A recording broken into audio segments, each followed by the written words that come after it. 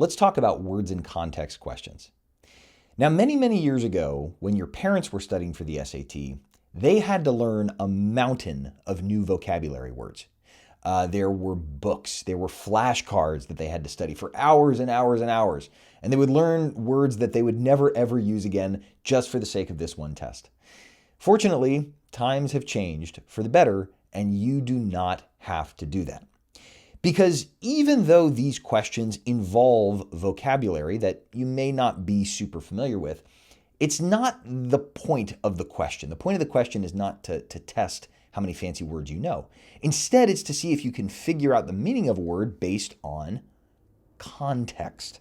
So the key idea here is context. Can you look at the other elements of the sentence, the other clues in the sentence to figure out what that missing word is?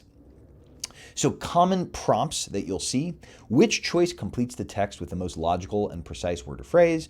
Or as used in the text, what does the word X most nearly mean? Let's take a look at some examples. We have two words in context questions here. Pause the video and give both of these a shot. All right, let's start with this first one. Which choice completes the text with the most logical and precise word or phrase? Now, as I said, context is all important here. So before we actually look at these words, and I know it's tempting to look right at them, we really want to try to understand what the sentence is saying and even pick out a word on our own.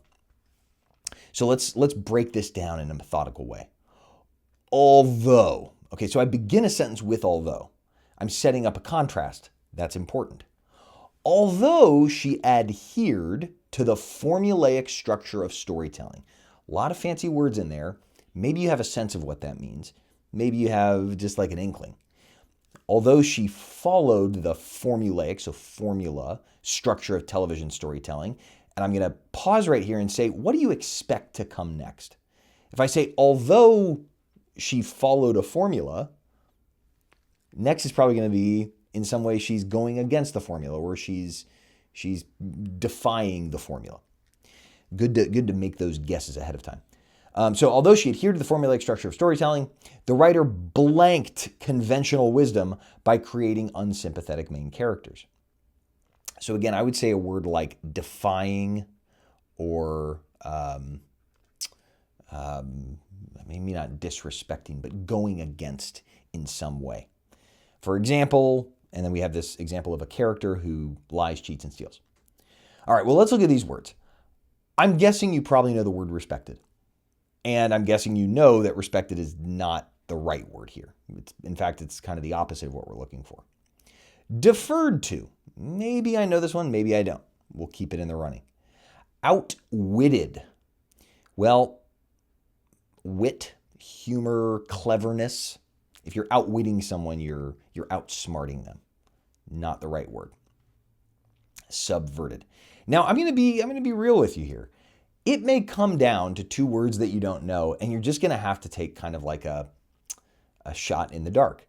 But really, really lean into your gut here. What is your gut telling you?